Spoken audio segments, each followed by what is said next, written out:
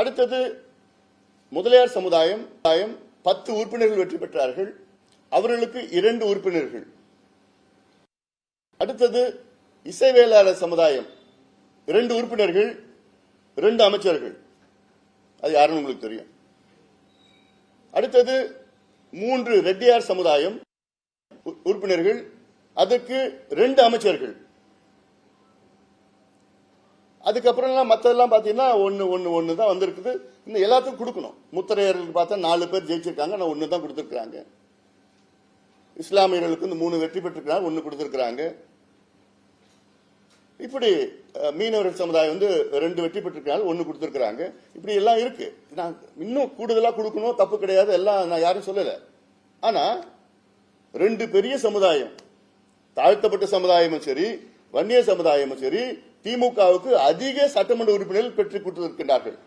இது ரெண்டுத்தையும் சேர்த்து பாத்தீங்கன்னா 23, 21, 44 உறுப்பினர்கள். திமுக 131 உறுப்பினர்களில் 44 உறுப்பினர்கள் தாழ்த்தப்பட்ட சமுதாயமும் வன்னிய சமுதாயத்தை சார்ந்தவர்கள்.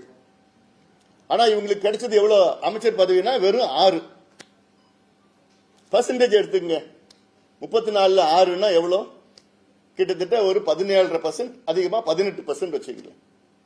ஆனா இந்த 2 சமுதாயம் திமுகவுக்கு கொடுத்த சட்டமன்ற உறுப்பினர்கள் எவ்வளவு பர்சன்டேஜ் பாத்தீங்கன்னா it is coming to nearly about ஒரு 40% வருது, 35, 36% வருது.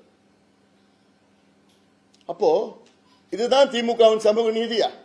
அதுவும் பட்டியலின சமுதாயத்தில் அங்க இருக்கின்ற அமைச்சர்களோட நிலையை பாருங்க. திமுக 34 அமைச்சர்கள், அதுல புரோட்டோகால் படி பார்த்தா முதலமைச்சர் முதல் புரோட்டோகால், 2வது புரோட்டோகால் துரைமுருகன் கிடைச்சிருக்கு. ஆனா கடைசியில புரோட்டோகால் 34வது அமைச்சருடைய புரோட்டோகால் யாருன்னா கயல்விழி செல்வராஜ். அவர் தேவேந்திர குல சமுதாயத்தை சார்ந்தவர். 34வது இடத்துல இருக்கிற புரோட்டோகால் கடைசி புரோட்டோகால். 33வது இடத்துல புரோட்டோகால் நம்ம ஃபாரஸ்ட் மினிஸ்டர் மதிவேந்தன். அவர் பாத்தீங்கன்னா 33வது இடத்துல, அவர் அருந்ததி சமுதாயத்தை சார்ந்தவர். அதுக்கப்புறம் பார்த்தா 31வது இடத்துல, 32 தெரியல யாருன்னு தெரியல, 31வது இடத்துல யாருன்னா கணேசன், அவர் ஆதி திராவிட சமுதாயத்தை சார்ந்தவர். அப்போ இதுதான் திமுக பட்டியலின மக்களுக்கு கொடுக்கின்ற மரியாதையா? இதுதான் அவங்க பேசுற சமூக நீதியா?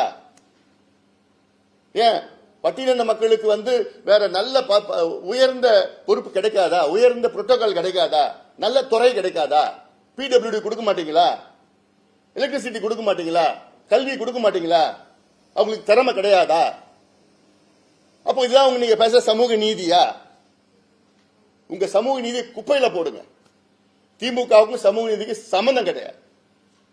பேசுறது ஒண்ணு, செய்யறது ஒண்ணு. வெத்து பேச்சு பேசிட்டு இருக்காங்க. இது நிச்சயமாக வரும் காலத்தில் மிகப்பெரிய அளவில் மக்கள் போய் பேச போறோம். இதெல்லாம் இவ்வளவு இருக்கு. நாங்க கேட்கறது என்ன கேட்கிறோம்? வேலையை கூடியா, படிப்பு கூடியா? அதுக்கு தானே இவ்வளவு போராடிட்டு இருக்கிறோம். இதுதானே சமூக நீதி. அதை கொடுக்க முடியல, கொடுக்கறது துப்பு கிடையாது. அதனால இவ்வளவு வந்துட்டாங்க, இவ்வளவு பண்ணிட்டாங்க, இவ்வளவு எடுத்துட்டு போயிட்டாங்க, இவ்வளவு போயிட்டாங்க, பொய் பிரச்சாரம் பண்ணிட்டு இருக்கீங்க. டேட்டா வெளியிடுங்க.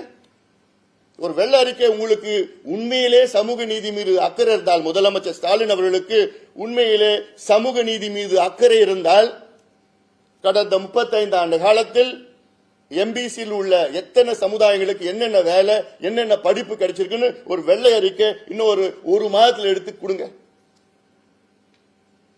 இல்ல இனி சமூக நீதி பத்தி நீங்க பேசாதீங்க. பேச தகுதி கிடையாது உங்களுக்குலாம். ஏன்னா கலைஞருக்கு அவ்வளவு இருந்து, அப்படிப்பட்ட கலைஞரை இன்னைக்கு மரீனா கடற்கரையில் அடக்கம் பண்ண வச்சதே நாங்க தான். நாங்க இல்லைன்னா இன்னைக்கு அவரு மரீனா கடற்கரை அடக்கம். சரி, I don't want to get I don't digress in subject. அதனால இந்த டேட்டா வெளியில கொண்டு வரணும். உண்மையான டேட்டா வெளியில கொண்டு வாங்க. இத நிச்சயமாக முதலமைச்சர் அவர்கள் செய்யணும்.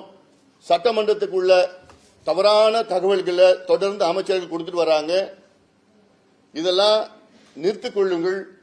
நாங்க கேட்கறது நியாயமான பிரதிநிதித்துவம் கேட்கிறோம், அவ்வளவுதான். நியாயமா கொடுங்க, அநியாயமா அவ்வளோலாம் வேண்டாம், நியாயமானது கொடுங்க.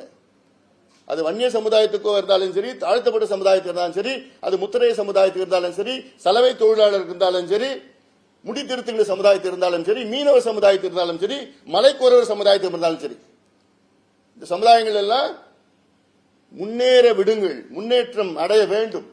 அதுதான் எங்களுடைய நீதி, உண்மையான அதுதான் சமூக நீதி. அதான் எங்களுடைய கோரிக்கையை நாங்கள் வச்சிருக்கிறோம். அதுக்காக தான் இந்த ஊடக சந்திப்பு.